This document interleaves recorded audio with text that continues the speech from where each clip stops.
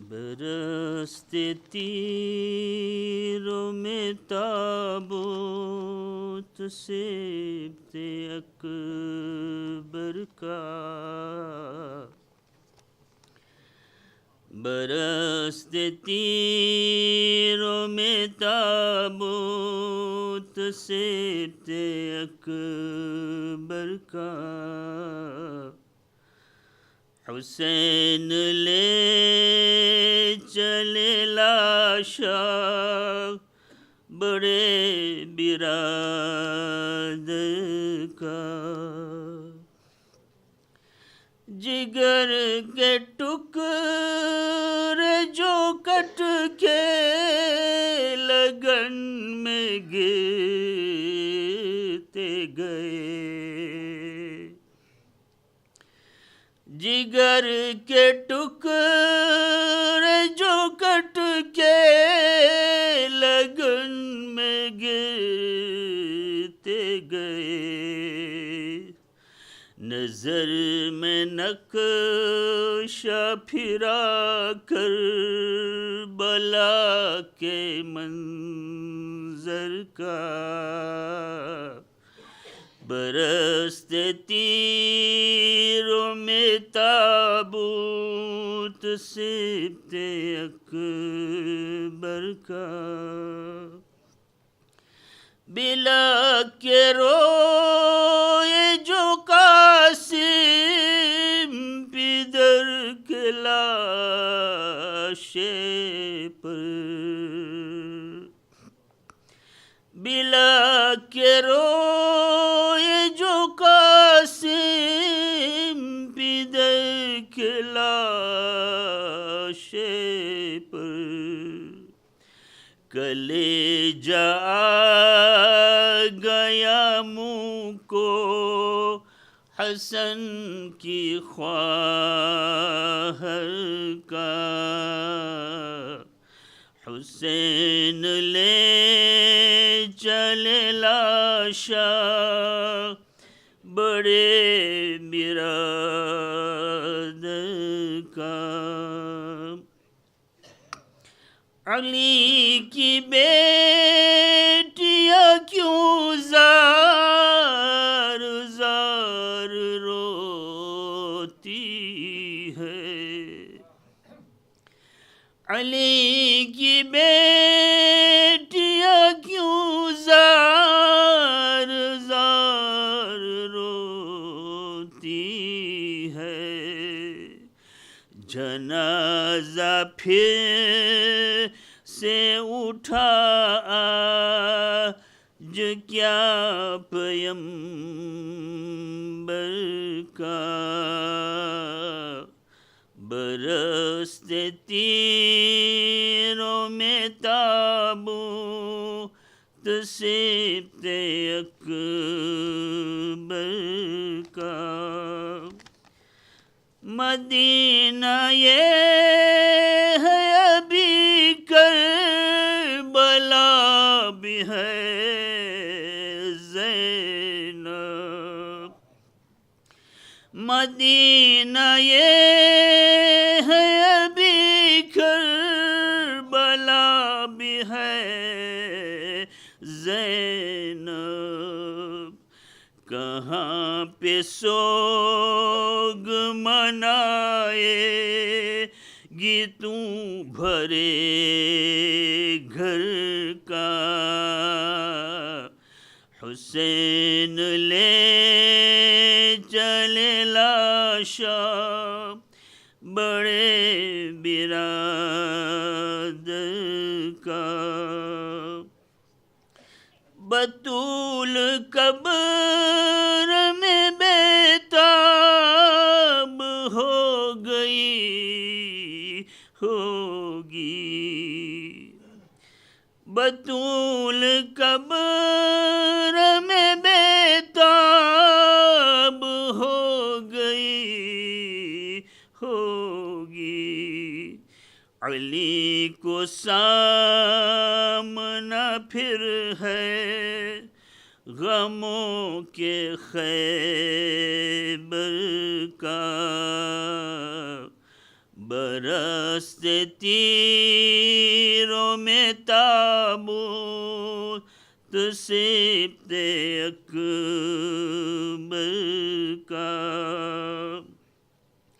شبیہ احمد مرسل کا یہ جنازہ ہے، شبیہ احمد مرسل کا یہ جنازہ ہے، اٹھانا شہر کو ہے لاشا ابھی تو اکبر کا،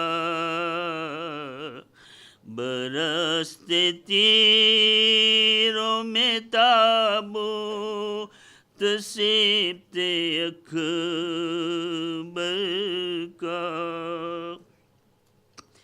یہ تیر جتنے بھی ریحان مجتبی پہ چلے،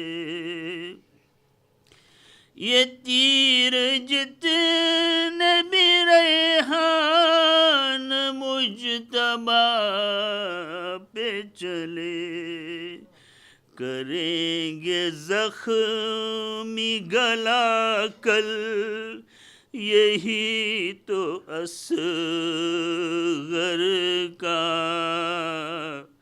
کریں گے زخمی گلا کل یہی تو اصغر کا، حسین لے چلے لاشا بڑے برادر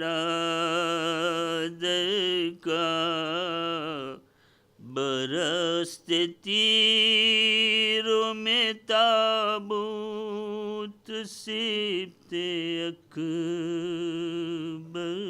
کا۔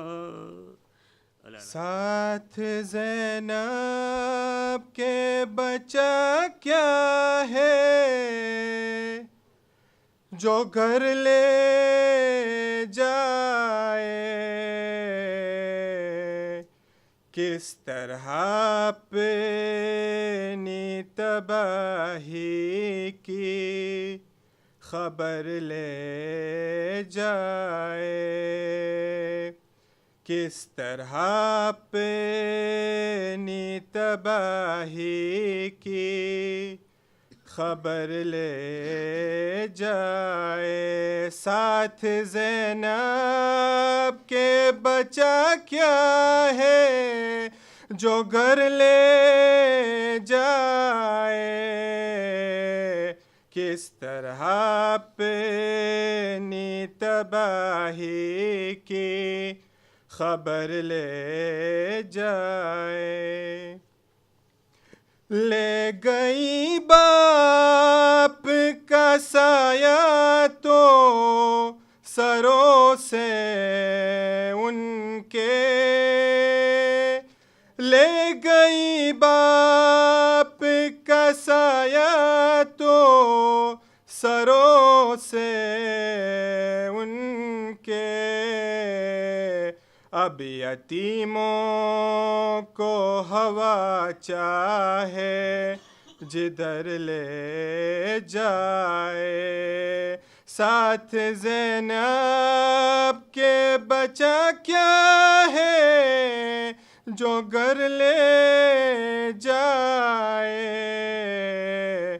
کس طرح اپنی تباہی کی خبر لے جائے، پاؤں زخمی ہے تو راہوں میں ہے پتھر کانٹے، پاؤں زخمی ہے تو راہوں میں ہے پتھر کانٹے، جانے عابد کو کہاں تک یہ سفر لے جائے ساتھ زینب کے بچا کیا ہے جو گھر لے جائے کس طرح اپنی تباہی کی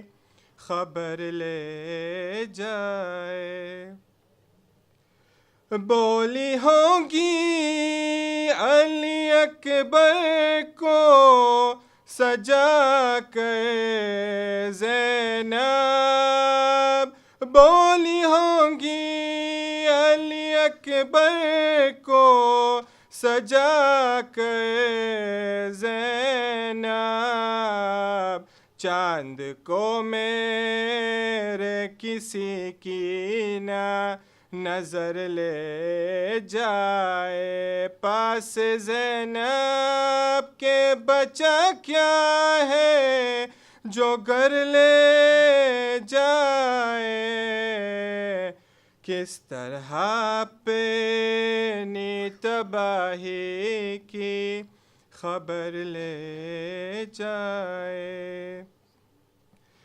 سوچتی ہوگی یہ بانو میرا بچ جائے سہاگ سوچتی ہوگی یہ بانو میرا بچ جائے سہاگ حرملا مجھ سے میرا لخت جگر لے جائے پاس زینب کے بچا کیا ہے جو گھر لے جائے کس طرح اپنی تباہی کی خبر لے جائے ایک دو گھر کے چراغوں کو بجھا دے لیکن ایک دو گھر کے چراغوں کو بجھا دے لیکن چھین کر کوئی نہ امید سحر لے جائے پاس زینب کے بچا کیا ہے جو گھر لے جائے کس طرح اپنی تباہی کی خبر لے جائے شاعری کی میری معیار یہی ہوگی نظیر شاعری کی میری معیار یہی ہوگی نظیر ذکر سرور میں مجھے موت اگر لے جائے پاس زینب کے بچا کیا ہے جو گھر لے جائے کس طرح اپنی تباہی کی خبر لے جائے لے گئی باپ کا سایہ تو سروں سے ان کے لے گئی باپ کا سایہ تو سروں سے ان کے اب یتیموں کو ہوا چاہے جدھر لے جائے پاس زینب کے بچا کیا ہے جو گھر لے جائے کس طرح اپنی تباہی کی خبر لے جائے پاؤں زخمی ہے تو راہوں میں ہے پتھر کانٹے، پاؤں زخمی ہے تو راہوں میں ہے پتھر کانٹے، جانے عابد کو کہاں تک یہ سفر لے جائے، پاس زینب کے بچا کیا ہے جو گھر لے جائے، کس طرح اپنی تباہی کی خبر لے جائے، کس طرح اپنی تباہی کی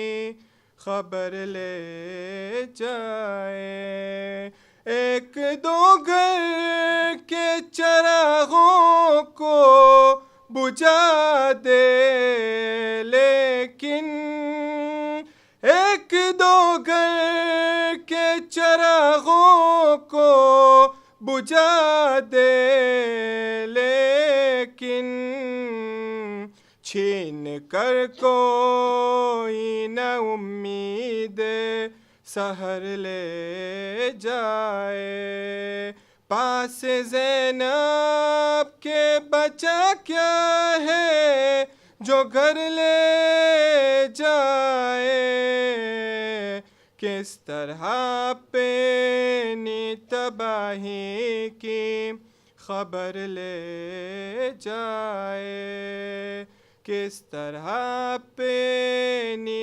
تباہی کی خبر لے جائے۔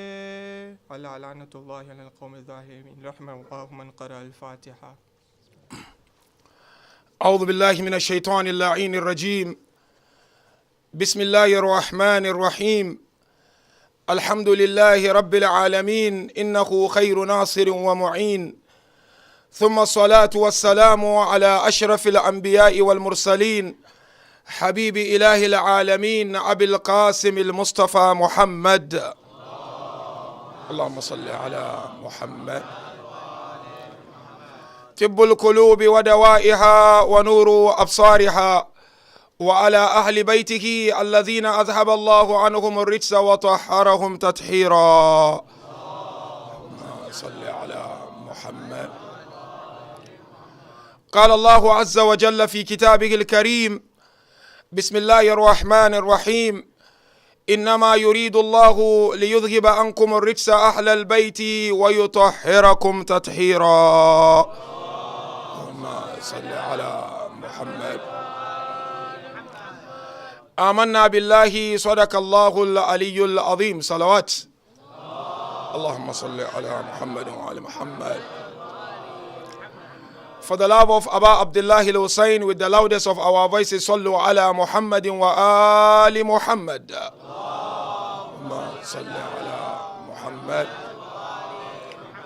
For the love of Imam Hassan al-Mujtaba, with the loudest of our voices, sallu ala Muhammadin wa ali Muhammad. Allahumma salli ala Muhammad. And for the love of Imam Sahib al-Asr wa Zaman, sallu ala Muhammadin wa ali Muhammad. Allahumma salli ala Muhammad wa ala Muhammad.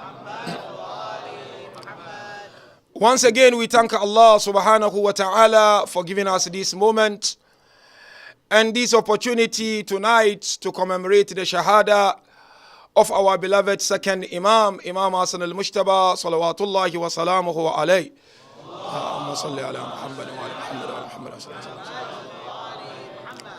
Our condolence first and foremost goes to the Imam of our time, and secondly condolence to our Maraji, our great scholars, and thirdly condolence to each and every one of you, mu'mineen and mu'minat, lovers and followers of Ahlul Bayt alayhimus salam. The verse I've just quoted, known verse to all of us, is like the slogan of the Shias or the lovers of Ahlul Bayt. And that is Quran 33 verse 33. And now departing from this verse of Quran, what I want to discuss tonight inshallah with you mu'mineen and mu'minat on this night of our beloved second Imam is to discuss 3 important lessons and inspirations that I and you can take from the life of our beloved second Imam. And these lessons, inshallah, that we're going to unpack are very, very important lessons. They are social and spiritual at the same time. And inshallah, it will help us and assist us in understanding the sacrifice of Imam Hassan al-Mujtaba. Because we often don't remember him much the way we remember his brother Abu Abdullah, and even the way we remember some of our Imams. Imam Hassan, we only remember him on a night like tonight. And of course, we remember him on the day of his wilada. But after that, some of us are of the view that maybe his sacrifice is not like the sacrifice of Abu Abdullah. So it's important tonight we understand these 3 lessons from his life that will help us to appreciate the sacrifice of Imam Hassan. And not only appreciating that, we'll realize that his sacrifice is not second to the sacrifice of Abu Abdullah alayhi salam. And we'll also realize that his sacrifice paved the way for Abu Abdullah alayhi salam. Because if it wasn't because of the sacrifice of Imam Hassan al-Mujtaba, Abu Abdullah wouldn't find it the way he found it when he left Medina to Karbala al-Muqaddasa. So the 3 lessons I want us to look at are, number 1, the lesson of sacrificing one's social status. And second lesson, we'll look at the lesson of spirituality in his life. And then the last lesson will be the lesson of having a big heart. As a mu'min, as a believer, one of your quality is to have a big heart. Big heart doesn't mean to donate. Because normally, when you go for people for donation, when they give money, you say, oh, this guy has got a big heart. In spirituality, donating doesn't mean you have a big heart.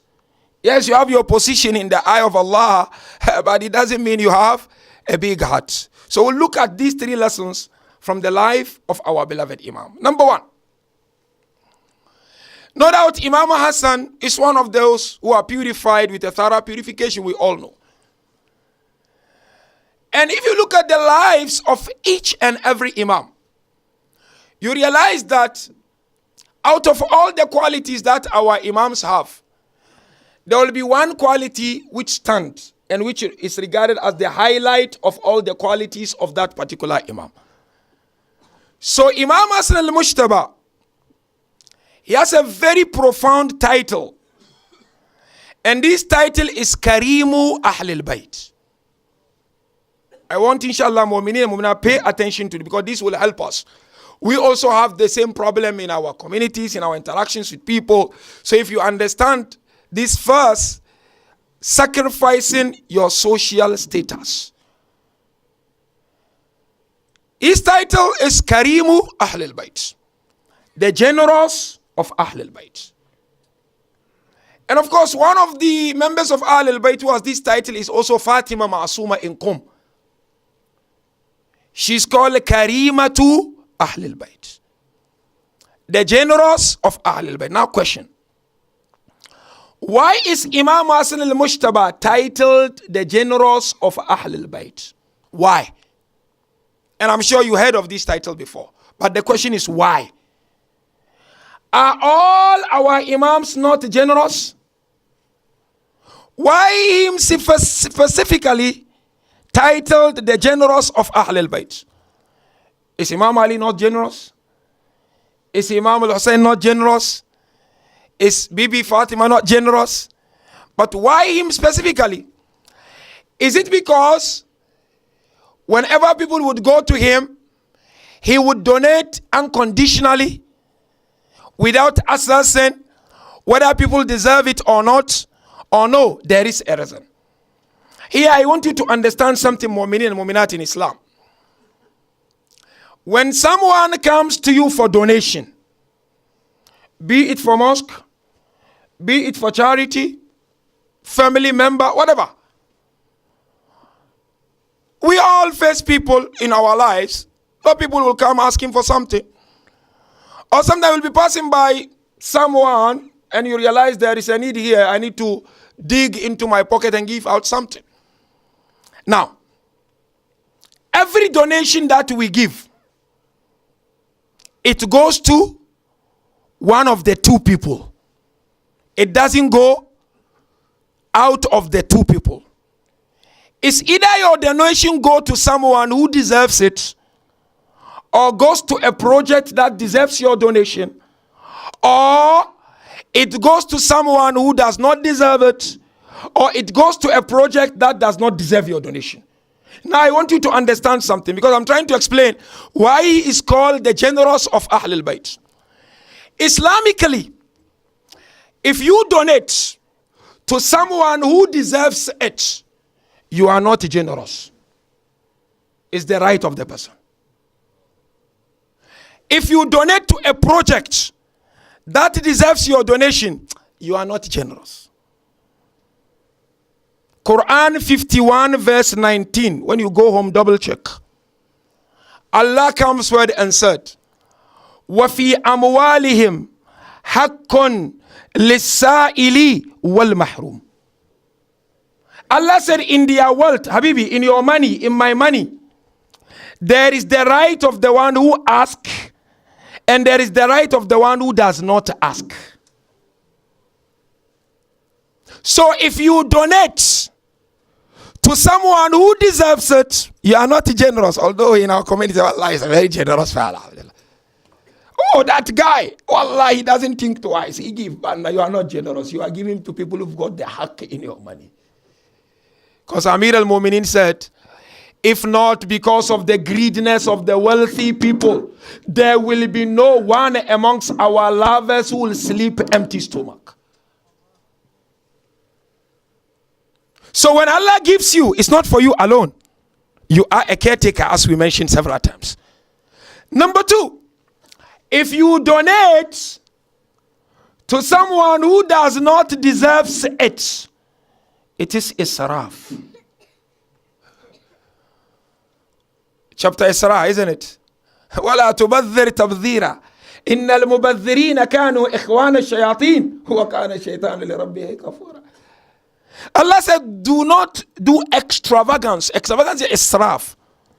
One of the manifestations of doing israf is what? Is to give someone who does not deserve, or give to a project that does not deserve your money.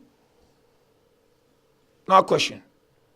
Why is Imam Hassan called the generous of Ahlul Bayt? If you tell me because he was giving money, but he was giving to people who deserved it, it's not generous. And na'udhu billah, may Allah forbid, say no, he was giving to people who did not deserve it. Imam will never do that. So now the question still remains. Why Imam Hassan al-Mujtaba is called the generous of Ahlul Bayt? 2 points I want to mention for you to understand why. The first one is mas'alatul haja ila al-maqam al-ijtimai, as they said in psychology. It said every human being is in need of social status naturally. Naturally. Because they said naturally we have three needs. The first need, sallallahu ala Muhammad wa ali Muhammad. Allahumma salli ala Muhammad wa ali Muhammad. The first need, as we always mention, is your need or our need for peace. Peace of mind. Naturally, I need peace of mind. You need, otherwise, anyone who does not have peace of mind cannot be productive and cannot be creative. So naturally, which is psychologically proven, we need peace of mind. Otherwise, we can't function. The second natural need is what? Al-haja ila al-intima. We need sense of belonging. Wallah, whether you like, you have to belong somewhere. You either belong to Khoja community or Iraqi or Pakistan or African community. You have to belong somewhere. At the end of the day, we are all Shias, but you have to belong somewhere. You have to belong to certain Kabila. You have to belong to certain clan. It's a natural need. Sense of belonging is a natural need. Even people who say, "Look, crash all these communities," one, it's not possible. You have to belong somewhere. Because once there is a sense of belonging, what does it do in our lives? It gives you a shoulder to lean on. And it gives you that confidence. The third natural need is our need for social status.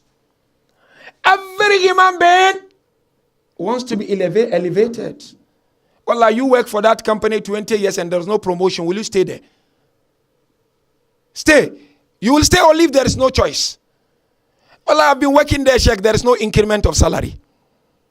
I need to move on. So naturally, we need that social status. You need to be recognized socially. You need to be respected socially. How many people don't come to the mosque because somebody disrespected them one day? Well, we have many people here. You will not see them. Maybe on Eid, on Ashura. Why? No. When I came, the way that guy gave me a look, Sheikh, I don't want that. Social status. The second point, which will explain why, Imam Hassan. Bear in mind, we have our need for social status and recognition. Is it possible or allowed in Islam for one to sacrifice his social status for the well-being of the community or not? Understand the question. Are we allowed Islamically to sacrifice our social status for the general well-being of the ummah or not? I said Islamically, primarily, it is a haram. Look at it. To expose yourselves to undermining.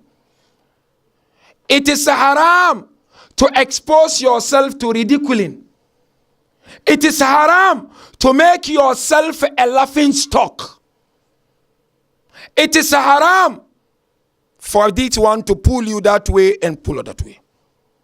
Hence, Islam said, there is a difference between haqq and hukum. Haqq, right, hukum, law.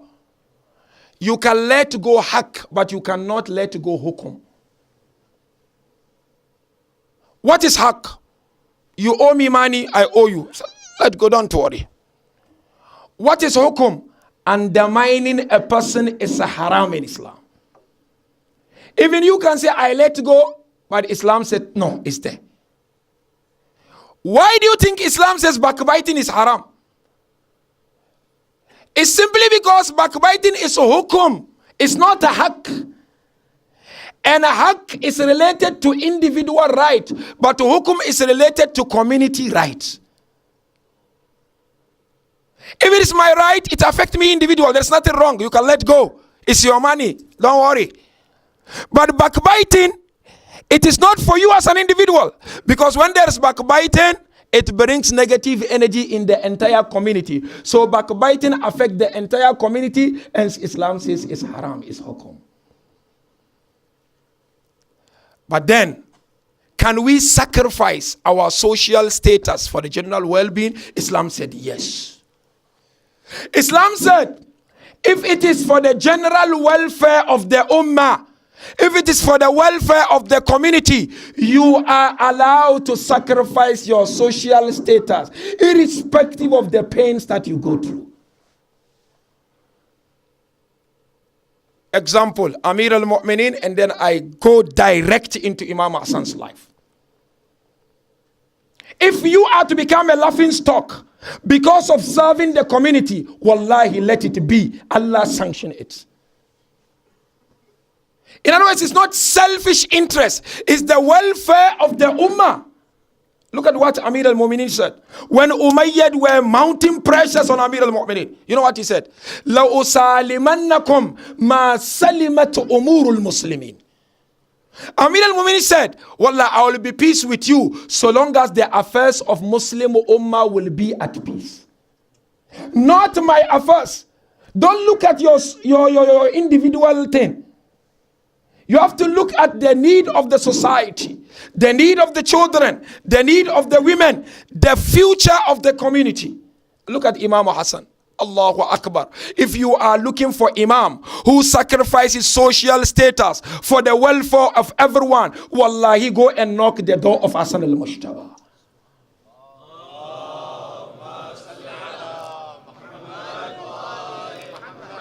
And you know, sometimes it's easy to die than to become a laughing stock in the community.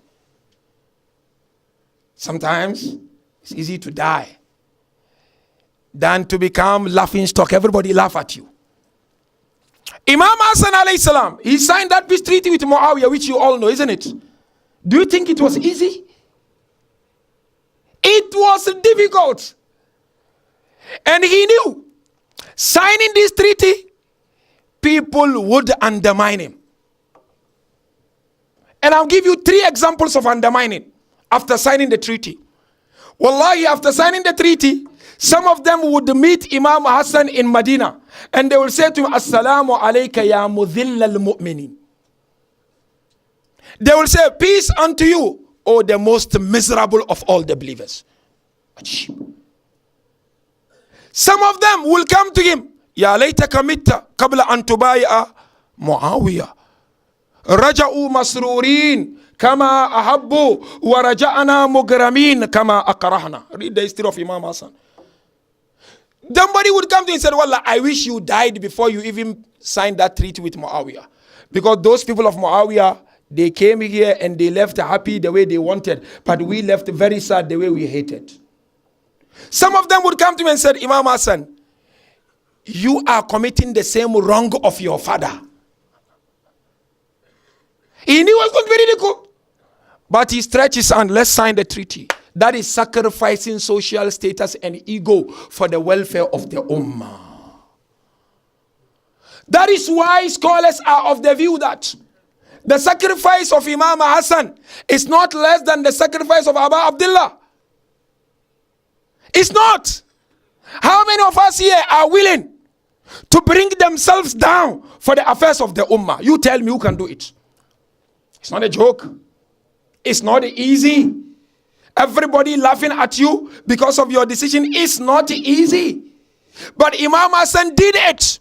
And interestingly, if you look at why Imam Hussein went out, and you looked at why Imam Hassan went out, you'll find the same reason. You know that of Imam Hussein.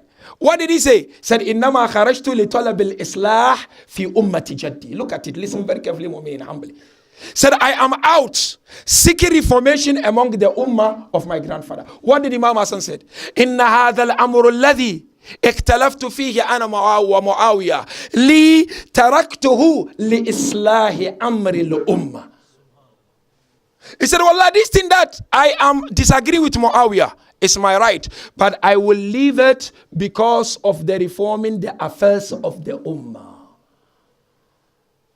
So yes, we are allowed to sacrifice our social status for the affairs of the ummah. But if it's not for the affairs of the ummah, don't do.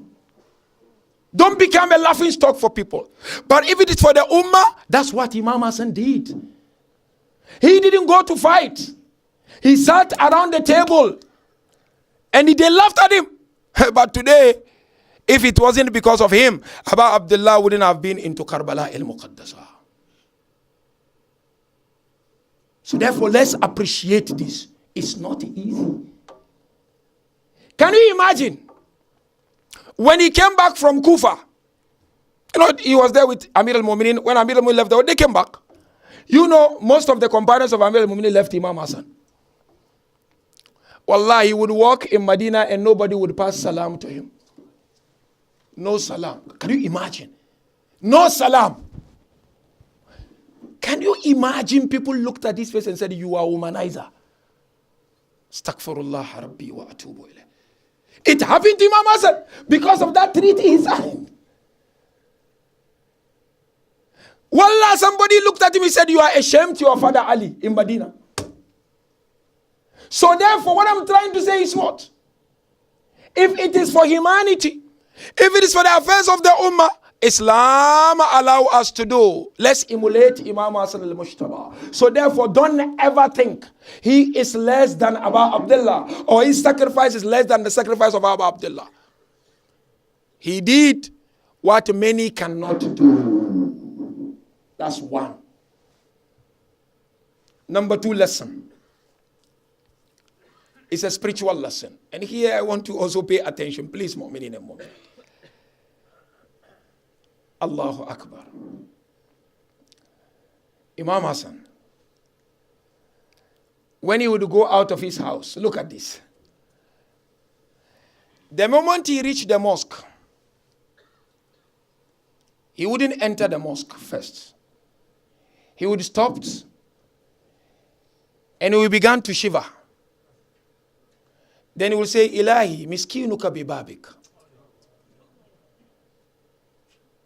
أسيرك بفنائك يا محسن قد أتاك المسيء أنت المحسن وأنا المسيء إلهي تجاوز عن كبيه ما عندي بجميل ما عندك يا كريم. There is a lesson here I want to deduce. Anytime he would go out, he wouldn't enter the mosque, yet not.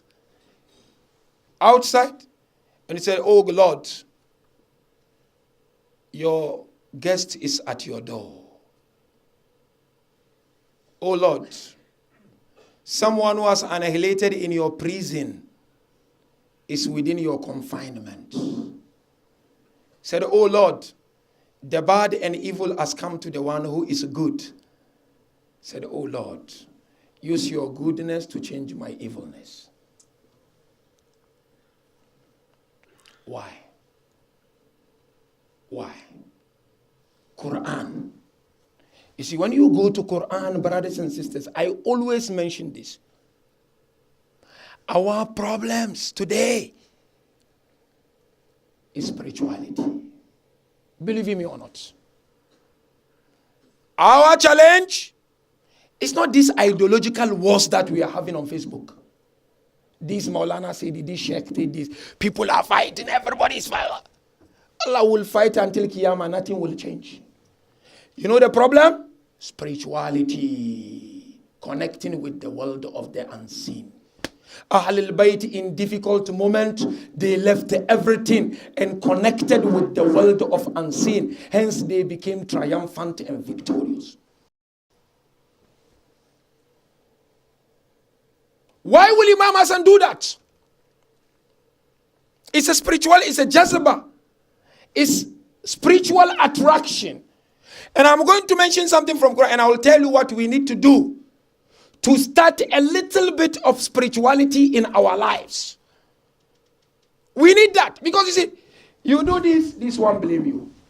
You come here, they blame you. This side, they blame you. You open Facebook, that sheikh says something in this Muharram Haram.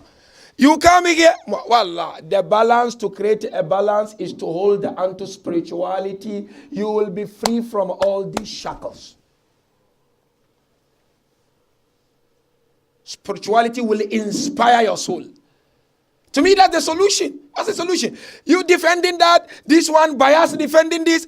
Where are we taking all these to? This is wallah, Imam Jafar Sadiq's time was worse than this.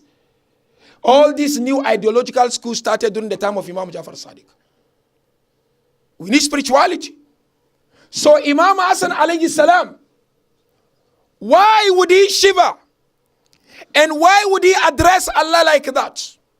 Quran. Number one, Quran, there is a concept of khawf. And I'm sure you heard about khawf. And number two, there is a concept of khashiyah. I was mentioning this in London 3 nights ago. Imam Hassan, when he was shivering, it was not a khawf, it was a khashiyah. And I'll explain to you what does it mean. English, literally they said a khawf, fear of Allah. Khashiyah, fear of Allah. But it's not true. When Allah talks of a khawf in Quran, he talks of his awliya, his true servants. You find ayah, Allah said, Inna awliya Allah la khawfun alayhim wa lahum yahzanun. Awliya. Said, my awliya, my true servant, they've got khawf of Allah. But when it comes to khashya, Allah doesn't use awliya. He used ulama. And I was telling brother, ulama not Sheikh Noor. Me, I'm not alim, brothers. I'm a student of Hausa. I'm not alim. I'm a student of Hausa. Wallah. Ulama are the maraji. I'm still crawling. I am a student. Ulama here is not referring to ulama go to talking hadiyah, this la. Ulama, when you sit next to them, you get overwhelmed by their spirituality. You get captivated by the love of Allah. This is the ulama Imam Jafar mentioned. Al-alimu man idha nazarta ilayhi yudhakkiruka al-akhirah. Alim is the one, when you look at his face, he reminds you of the day of Qiyamah. He reminds you of Allah. You tell me today, which alim do you have? You sit in front of them, they remind you of Allah, including myself.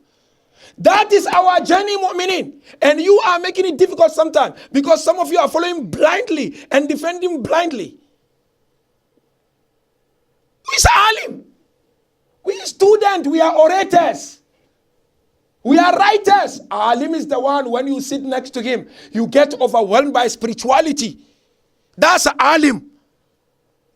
Allah said, Innama yakshallah min ibadihi al-ulama.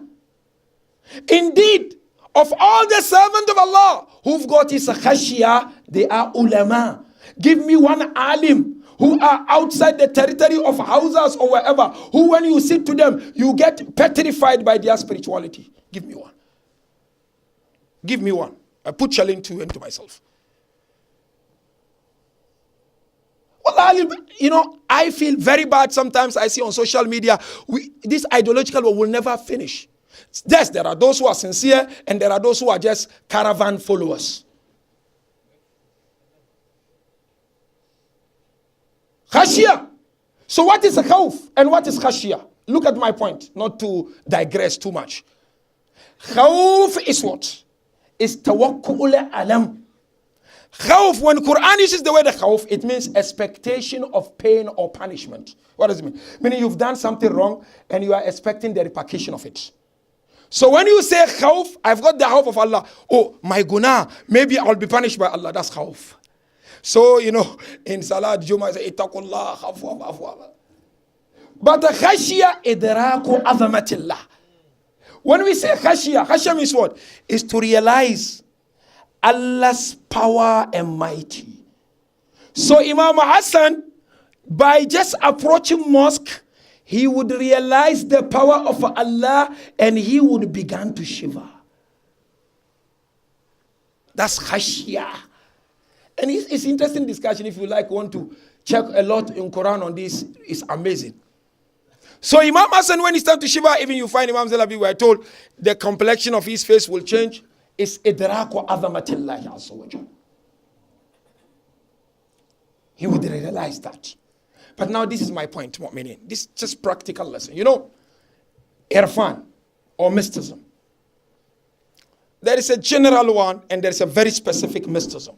I'm not going to talk about any specific here. Specific is inner cycle discussion. But general irfanic discussion. 3 things I want to share with you. Begin with it, mu'minin and mu'minat. Anyone who is yearning to bring Allah more in his life. Allah is in our life, but we want to feel him more. So that you don't get worried about what is happening today. Look at, I was talking to one of our uncles here. See this guy who was, who was kidnapped in Dar es Salaam. Allah, somebody went and put on Facebook, he's been rescued. That is a fitna. Everybody, when he dream, he writes. Everybody is dreaming, he writes. People are lambasting each other. Better get worried with your spirituality. Quran said, alaykum anfusakum, la yadurrakum man dalla iza ihtadaytum. Quran said, you just take care of yourself. Don't worry about others. You know the first thing you do? Keep wudu all the time. Try to keep wudu all the time. I'm sure you heard about it before. Just a reminder. Keep wudu at all costs. Not for salat, always. Because Rasulullah mentioned, anyone who keeps wudu at all time, it increases your physical and spiritual sustenance. That's number one. Number two, visiting the sick. Visiting the sick. A lot of people come, La ilaha illallah, but when he's dying, nobody even bother to go and visit him. How many mu'minin are dying? Nobody wants to go and visit him. La ilaha illallah.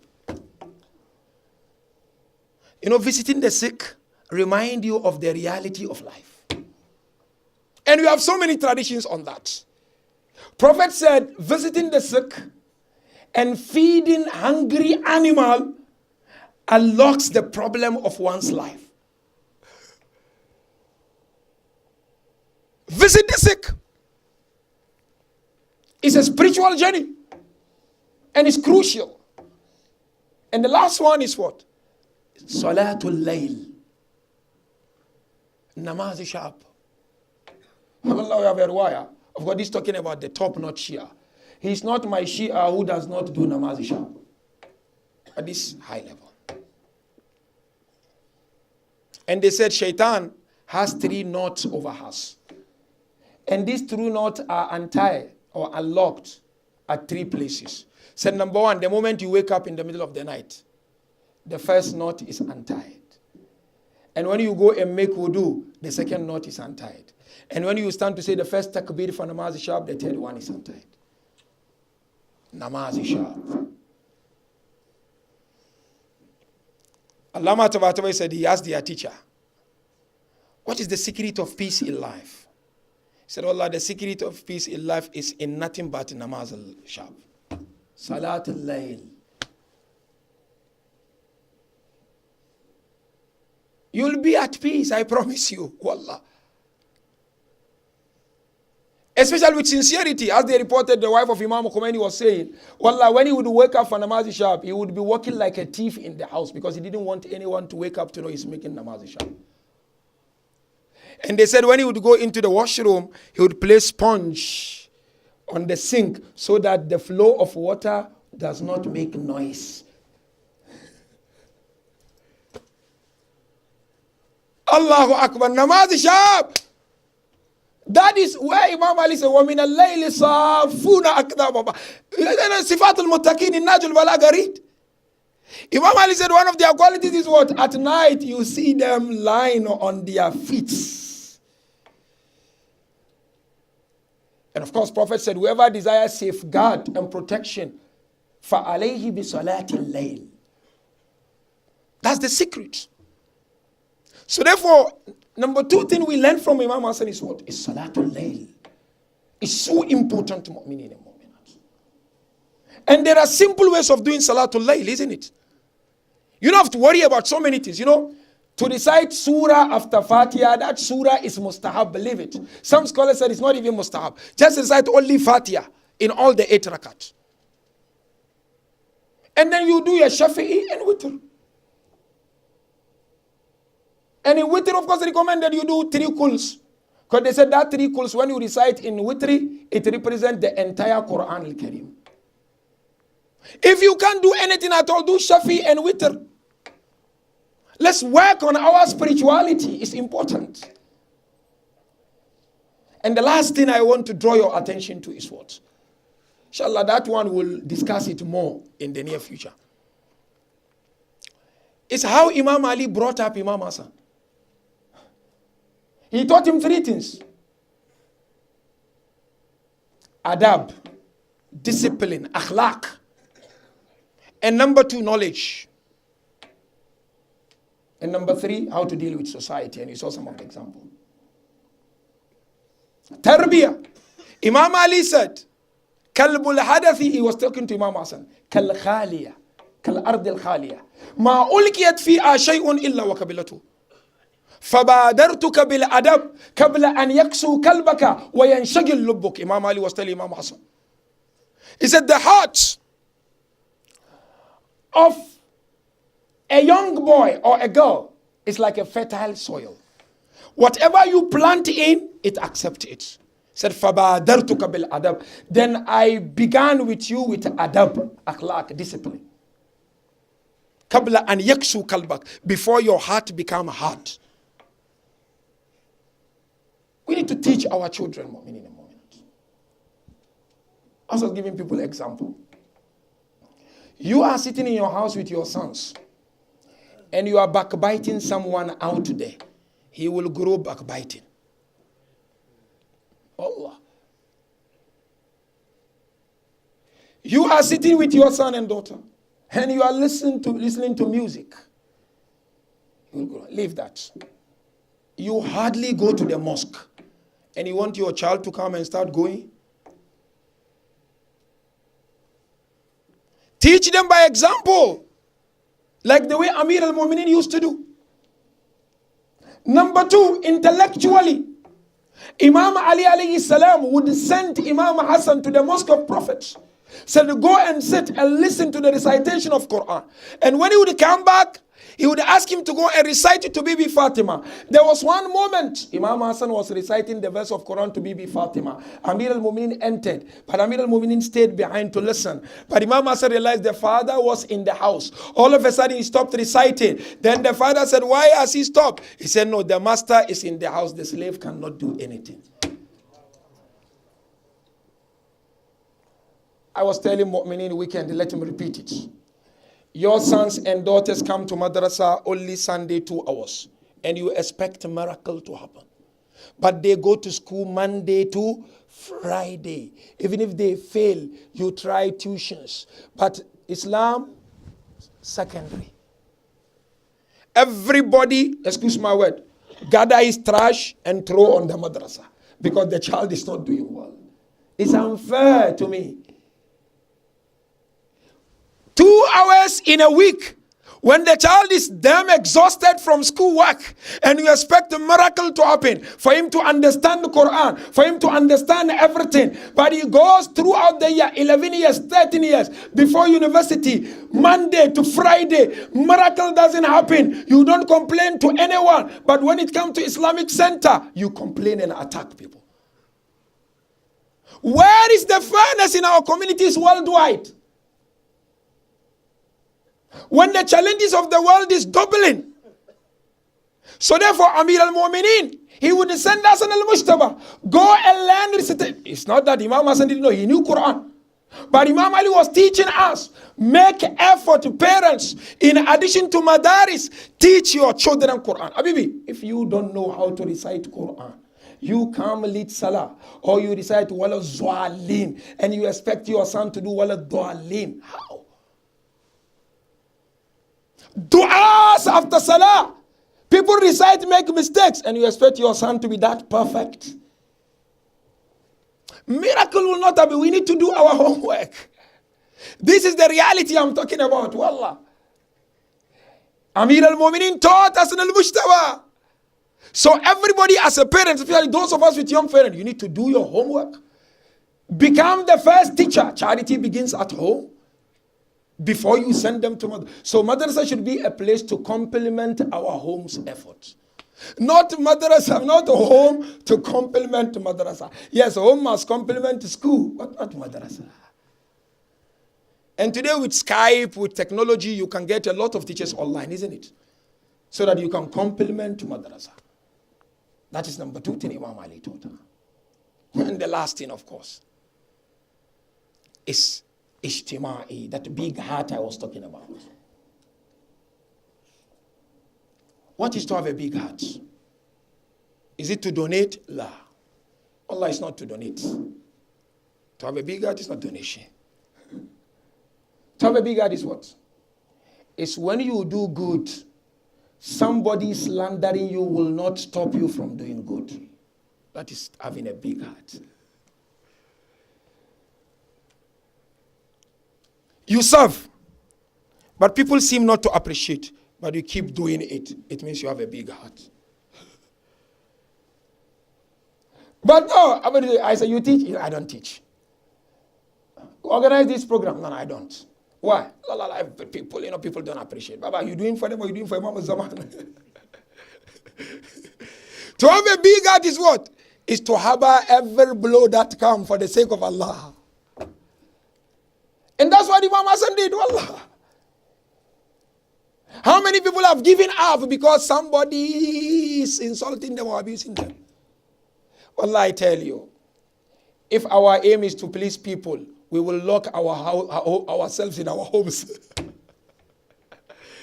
Wallah, you know, all of you, if your aim is to please human being, who will come? Everybody will lock himself in the house, man. You just go to work, go back home and lock yourself.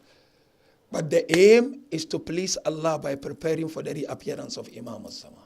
So have a thick skin when it comes to doing things for Allah. Lastly, let's enter the Masa'ib, man. And before we enter this Masa'ib, you know Imam Hassan, wallah. One fellow met him in Medina. This is the big heart of Imam Hassan. And this fellow began to abuse the personality of Imam Hassan. And in addition, abusing the personality of Imam Amir al-Mu'mineen. Imam Hassan looked at him. He said, Azannuka Gariba, I think you are a stranger in Medina. You are not from Medina. I think you are a stranger. Then Imam Hassan told him, have you been thrown away? If you have been thrown away, come. I will give you a place to stay. Or is it that you don't have food to eat? Come, I will give you food. Or is it that you don't have money? I will give you money. This is big hearts. So, Allah, meaning when you do something, myself, I'm struggling with that. But I'm telling you from the bottom of my heart, when you do things in life, don't do for people to recognize you. I know it's difficult. It's not easy. But wallah, work on that. Struggle with that in your heart. You will see the result of it in your life. Just say, I'm going to do it for Allah. Unless if shackles are put all over, I can't even walk and see, then definitely you can't do. But if not that, wallah, do it. And Imam al-Zaman will appreciate it. And now let's take our hearts to the holy city of Medina. And remember the tragedy of Imam Hassan al-Mushtaba alayhi salam. You know, a night like this, when you go to Karbala, you'll find thousands standing next to Abu Abdullah. But when you go to Medina, there will be no even candle lit next to the grave of Imam Hassan al-Mushtaba. And this is Imam who lived in this world Mazloom. And he died Mazloom. And he was buried Mazloom. You know very well, the closest person to Imam Hassan al-Mushtaba killed Imam Hassan.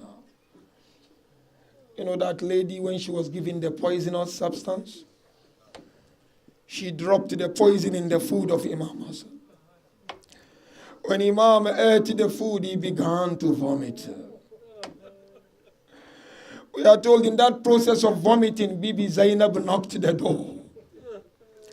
When he realized it was Zainab, he remembered Fatima al-Zahra told him, he and Abu Abdullah, O Hasanain, do not break the heart of Zainab. But when Zainab was knocking the door, he vomited on a plate and he placed it under the bed. But Zainab came and she saw the plate that he was hiding. It's not only that, we are told there was a moment in Madain when the enemies of Imam Hassan al-Mushtaba attacked the camp of Imam Hassan al-Mushtaba. When they attacked him, he was bleeding. And Abu Abdullah and Abu al-Fadl al-Abbas, they came and started wiping the blood on the feet of Imam Hassan al-Mushtaba alayhi salam. But you know, Allah, how Imam Hassan al-Mushtaba died and left this world. Narration says, when Imam Hassan al-Mushtaba left this world, they wanted to bury him next to the Holy Prophet. But as they were approaching the place, the enemies began to strike their arrows on the body of Imam Hassan. Abu Abdullah looked at them and said to them, "Oh, people, stopped. We will go and bury him at Jannat al-Baqi." Narration says they went to Jannat al-Baqi to bury Imam Hassan. They said, Abu Abdullah, before you could bury Imam Hassan, he had to remove arrows from the body of Imam Hassan. But wallah, I tell you, Imam Hassan al-Mushtaba was later remembered on the 10th day of Muharram. He was remembered through Qasim alayhi salam. That when Qasim heard Abu Abdullah chanting Al-Min Nasirin Yansurun, we are told the Qasim rushed to Abu Abdullah and he said, Uncle, I am here to help you. Abu Abdullah looked at Qasim. He said, Qasim, you are amanat to me. Go and look after your mother. Qasim left and he was returning to his mother. As he was going, he heard Abu Abdullah saying, Al min nasirin yansurun. He came back to Abu Abdullah al-Hussein. He said, Uncle, you are calling for help. I am here to help. Abu Abdullah said, Qasim, you are amana to go back again. But Qasim looked at Abu Abdullah. He said, oh uncle, if I am amana, you are wasiya to me. Allah, Abu Abdullah said to Qasim, go and look after your mother. But when Qasim went back to the mother opened the box, you know the box. And she removed that letter and she gave to Qasim to take it to Abu Abdullah alayhi salam. When Abu Abdullah opened the letter, he began to cry because that letter was from Imam Hassan al-Mushtaba. When Imam Hassan said, oh Garibu Karbala, oh the stranger of Karbala, there will be a moment when I will not be there with you. Allow my sons to represent me. We are told that Abu Abdullah held the hand of Qasim and he took Qasim to Qaymaga. He opened the box. He took the turban of Imam Hassan al-Mushtaba and placed the turban on the head of Qasim. And he told Qasim, go and bid farewell in the camp. The mother was there, Ramla, Sayyidah Zainab and all the ladies. When he bidded the farewell, he came out and he went to the battlefield. But you know how they killed the Qasim. We are told in the narration, they chopped his body into pieces. And as Qasim was falling down, he was calling out, Agithni ya Amma. Agithni ya Amma. Come to my rescue, oh my uncle. We are told by the time Abu Abdullah got to the body of Qasim, Qasim already left this world. Allah, we are told according to narration, Abu Abdullah had to use rope to tie the fleshes of Qasim and to take the body of Qasim back to Qaymaga. Bibi Zainab saw Abu Abdullah holding something in his hand from far. She asked him, oh Hussein, what are you holding in your hand? He said, I am holding the body of Qasim. Inna lillah wa inna ilayhi raji'un. Wa sayalamu alladhina zalamu ayyaman kalabin yankalibun wal aqibatu lil muttaqin. हाय बिन्ते मुहम्मद पर दरवाज़ा गिराया है, निकला था जनाज़ा जो घर लौट के आया है, निकला था जनाज़ा जो घर लौट के आया है फातह खैबर को ले आए बना कैदी, है फातह खैबर को ले आए बना कैदी, है बिन्ते मुहम्मद पर दरवाज़ा गिराया है, निकला था जनाज़ा जो घर लौट के आया है, निकला था जनाज़ा जो घर लौट के आया है ज़हर ने टुकड़े किए शबर के जिगर के, है زہر نے ٹکڑے کیے شبل کے جگر کے گھتی رو کا بدل تو تابوت پہ چھایا گے نکلا تھا جنازہ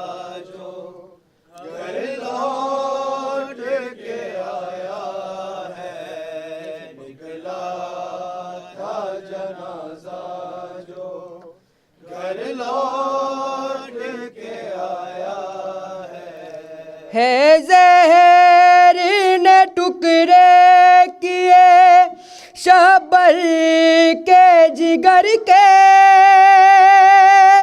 ہے زہر نے ٹکڑے کیے شبل کے جگر کے گھتی رو کا بدل تو تابوت پہ چھایا گے نکلا تھا جنازہ جو گھر لوٹ کے آیا گے نکلا تھا جنازہ جو گھر لوٹ کے آیا ہے فاتح خیبر کو لے آئے بنا قیدی ہے فاتح خیبر کو لے آئے بنا قیدی ہے بنت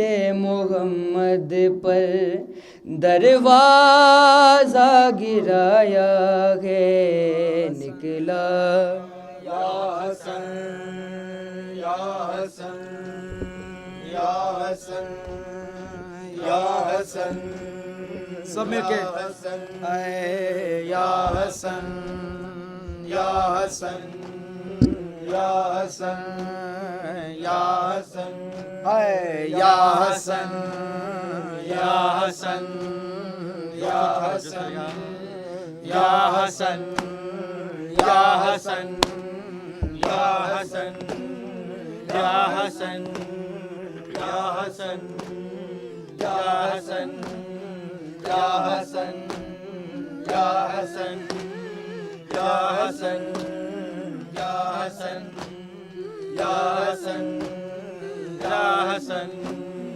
یا حسن تیروں کی زد میں آ گیا زہرا کا گل بدن تیروں کی زد میں آ گیا زہرا سب مل کے پڑھے سب مل کے تیروں کی زد میں آ گیا زہرا ہائے ہائے گل بدن تیروں کی زد میں آ گیا زہرا سب مل کے کا گل بدن آئے تیروں کی زد میں آ گیا زہرا کا گل بدن سرمایہ رسول کے شاہزادہ امن تیروں کی زد میں آ گیا زہرا کا گل بدن تیروں کی زد میں آ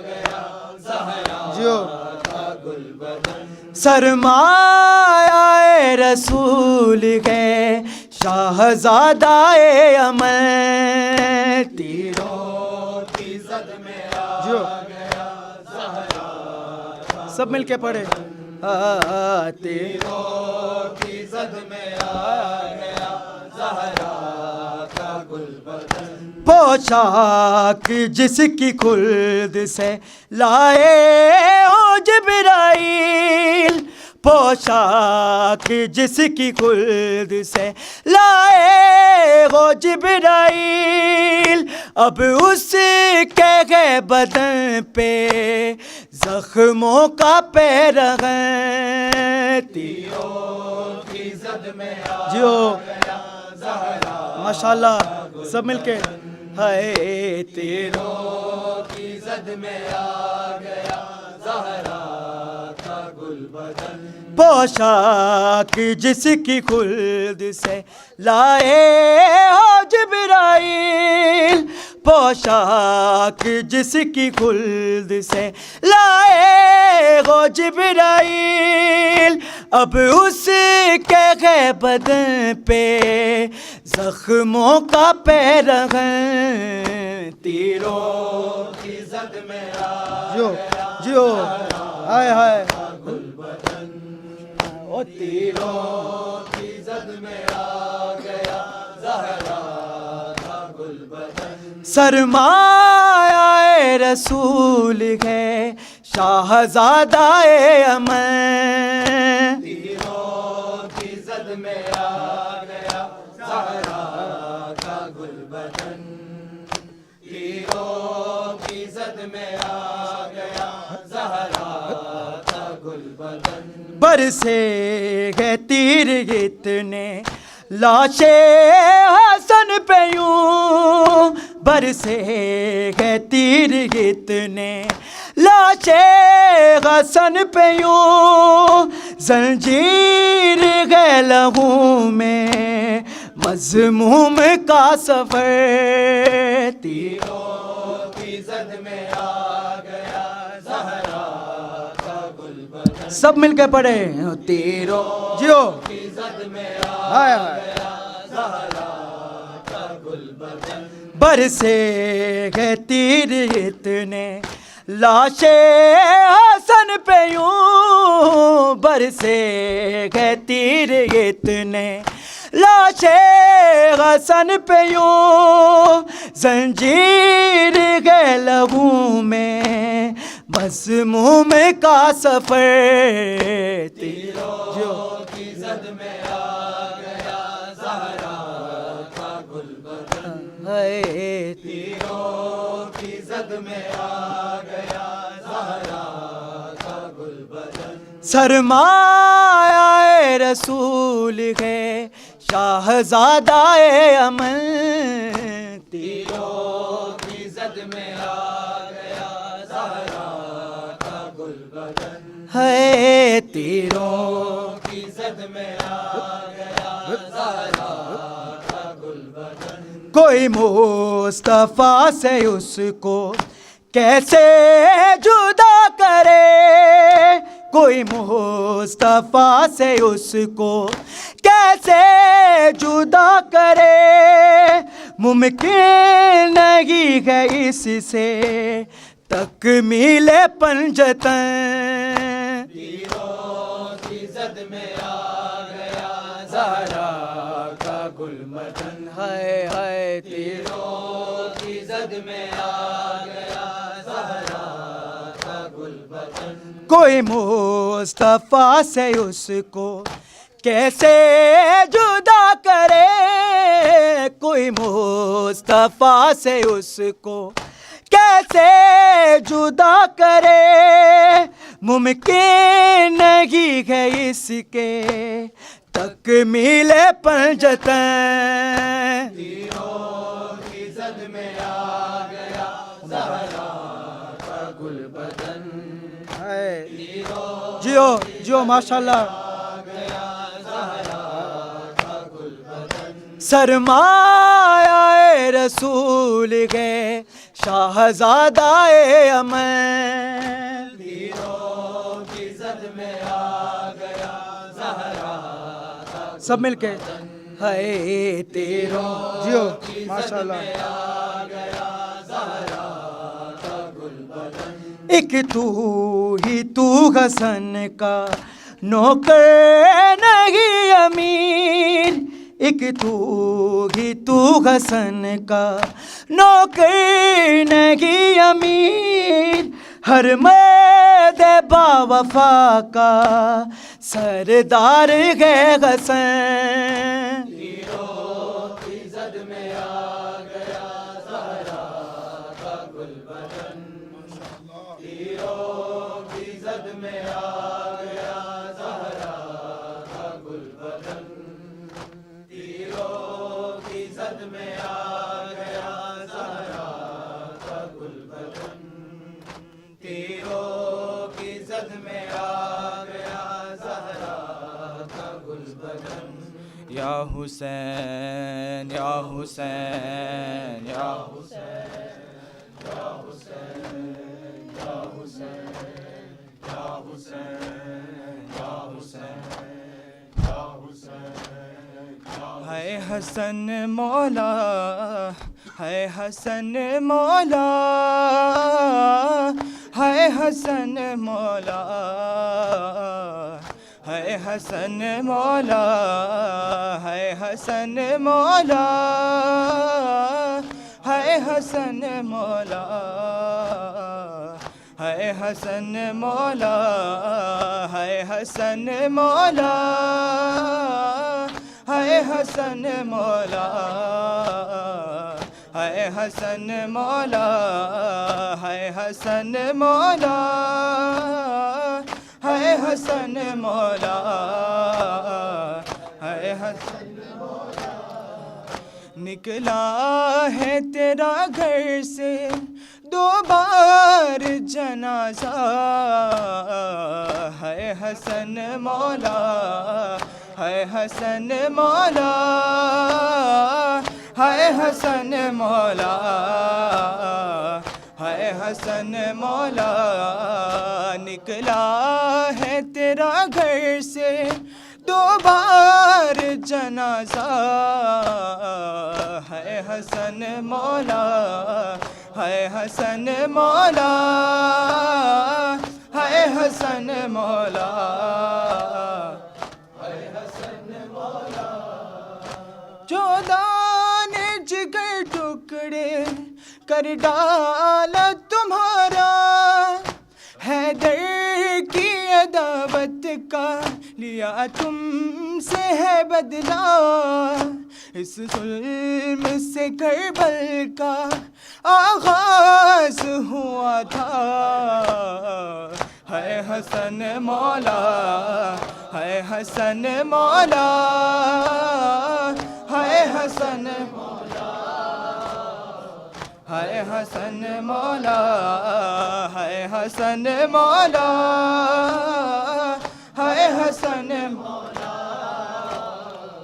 ہے حسن مولا شبیر پہ اور تجھ پہ ایک جیسا ستم تھا یہاں تیر جنازے پر وہاں تیروں پہ لاشا 2 بار ہوا ٹکرے زہرا کا کلیجہ ہے حسن مولا ہے حسن مولا ہے حسن مولا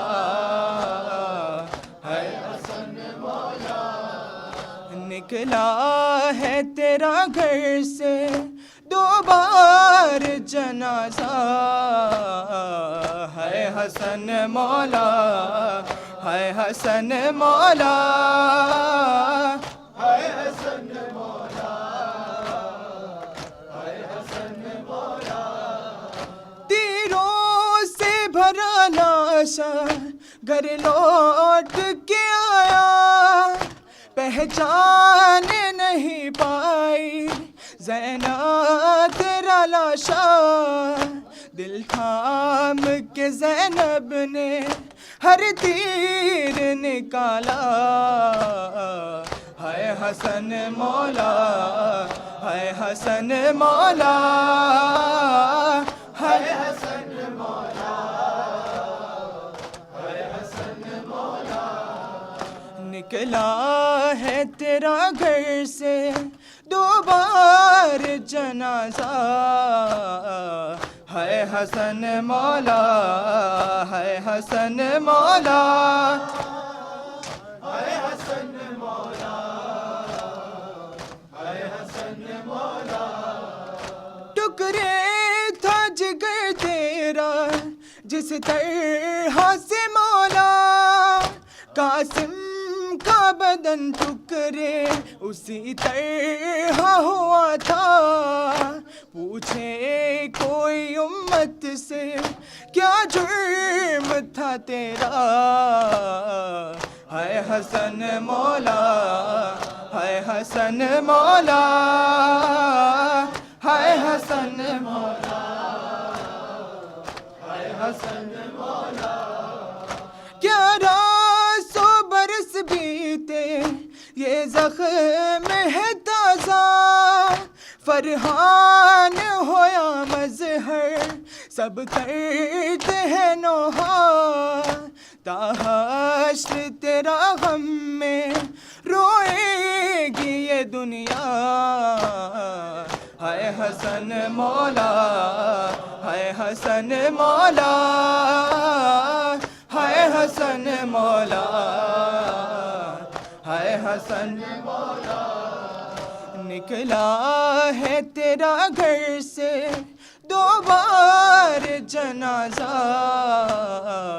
ہائے حسن مولا، ہائے حسن مولا، ہائے حسن مولا، ہائے حسن مولا. جو دانے جگر ٹکرے کر ڈالا تمہارا، حیدر کی عداوت کا لیا تم سے ہے بدلہ. اس ظلم سے کربل کا آغاز ہوا تھا. ہائے حسن مولا، ہائے حسن مولا، ہائے حسن مولا،